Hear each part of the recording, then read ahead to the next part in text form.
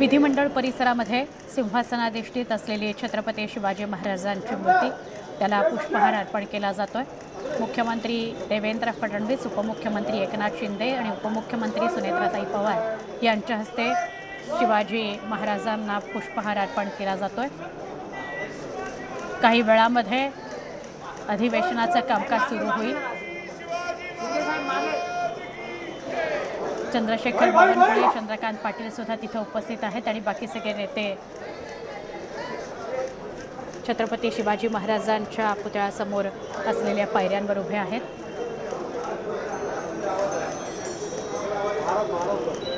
परंपरेनुसार अधिवेशनाआधी छत्रपती शिवाजी महाराजांना पुष्पहार अर्पण करण्यात आला।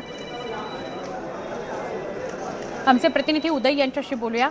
उदय, विधान भवन परिसरातून काय अधिक माहिती?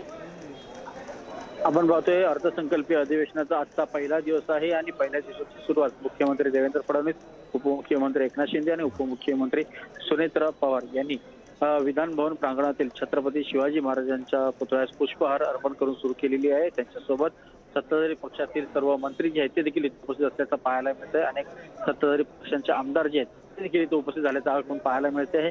राज्याचं 2024 अर्थसंकल्पीय अधिवेशनाचा आजचा पहिला दिवस आहे आणि या अधिवेशनाच्या पहिल्या दिवशी अधिवेशनाची सुरुवात छत्रपती शिवाजी महाराज, महाराष्ट्राचा आराध्यदैवत यांना मानवंदना देऊन सुरू करण्यात येत आहे। पुढच्या काही वेळातच राज्यपालांचं देखील इथे आगमन होणार आहे। राज्यपालांचं आगमन झाल्यानंतर त्यांना इथे शासकीय सलामी जी आहे ती दिली जाणार आहे आणि त्यानंतर राज्यपालांचं अभिभाषण मध्यवर्ती सभागृहामध्ये विधान भवनाच्या होणार आहे। त्यानंतर पावसाळी अर्थसंकल्पीय अधिवेशनाला सुरुवात होणार आहे। आपण पाहतोय आता मुख्यमंत्री असतील, दोन्ही उपमुख्यमंत्री असतील विधान भवन प्रांगणामध्ये आहेत। त्यांच्यासोबत त्यांचे सर्व सहकारी मंत्री आणि आमदार देखील उपस्थित असल्याचं पाहायला मिळतं। नक्की, धन्यवाद माहिती दिल्याबद्दल। विधान भवन परिसरातली ही दृश्य आपण बघतोय। काही वेळामध्ये कामकाजाला सुरुवात होईल। काही महत्त्वाचे विषय विरोधकांच्या हाती आहेत। विरोधक त्यावरून सरकारला घेरू शकतात। 25 तारखेला अर्थसंकल्प सादर होणार आहे, तो मुख्यमंत्री देवेंद्र फडणवीस सादर करतील यावेळेला, कारण त्यांच्याकडेच आता अर्थखातं गेलेलं आहे। जर अजितदादांनी आज अर्थसंकल्प सादर केला असता, आज म्हणजे 25 तारखेला, तर तो 12वा अर्थसंकल्प ठरला असता।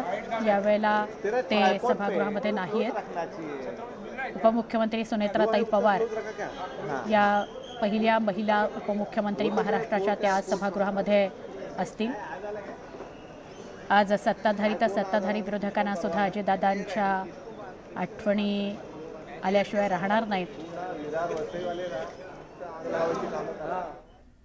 अजितदादांच्या जाण्याचा शोकप्रस्ताव सुद्धा आज पहिल्या दिवशी मांडला जाईल। त्याच्या आधी सुरुवात अधिवेशनाच्या अर्थसंकल्पीय अधिवेशनाची सुरुवात ही राज्यपालांच्या अभिभाषणाने होईल। त्यानंतर मुख्यमंत्र्यांचं भाषण होईल। काही वेळामध्ये कामकाजाला सुरुवात होणार आहे। 10:40 झालेली आहेत। पुढच्या काहीच मिनिटांमध्ये साधारणपणे 11:45 दरम्यान सभागृहामध्ये सगळे स्थानापन्न झाले की लगेचच कामकाजाला सुरुवात होईल। काही वेळात राज्यपाल सुद्धा विधान भवन परिसरामध्ये दाखल होतील। आचार्य देवव्रत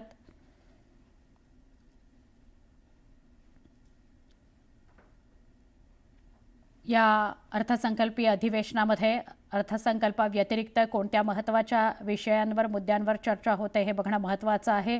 विरोधकांना त्यांच्या प्रश्नांची उत्तरं मिळतात का हेही बघावं लागेल।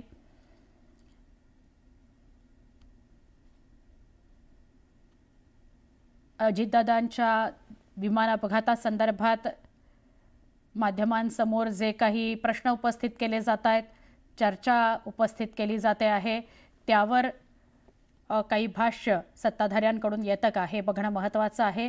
त्याच्या व्यतिरिक्त मंत्रालयात लाचलुचपत प्रतिबंधक विभाग पोचलं आणि लाचखोरीचं प्रकरण समोर आलं, तोही विषय सरकारची डोकेदुखी ठरू शकतो। या आणि अशा वेगवेगळ्या मुद्द्यांवर सरकार काय उत्तर देतं हे बघायचं।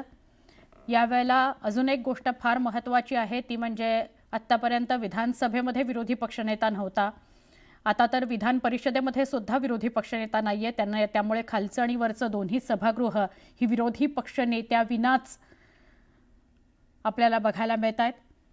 कारण विरोधी पक्षाकडे विधानसभेत काय विधान परिषदेमध्ये काय संख्याबळच इतकं नाही की ते त्यांचा विरोधी पक्षनेता उभा करू शकतील. त्यामुळे हा जो विरोधी पक्षनेत्याचा मुद्दा आहे तो विधानसभा अध्यक्षांच्या हातात आहे. विधानसभा अध्यक्ष याविषयी निर्णय घेऊ शकतात.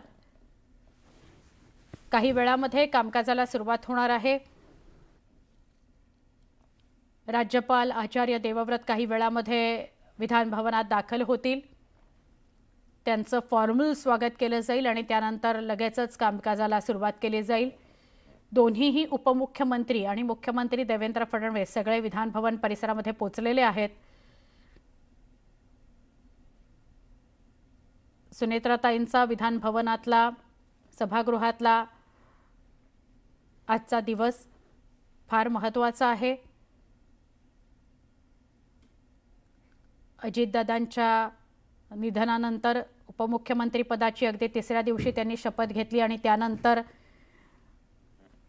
आजपर्यंत आपण अजितदादांसारखेच सुनेत्राताईंना सुद्धा पायात भिंगरी लावल्यासारखं वेगवेगळ्या ठिकाणी फिरताना, दौरे करताना, अनेकांच्या भेटीगाठी घेताना बघतो आहोत.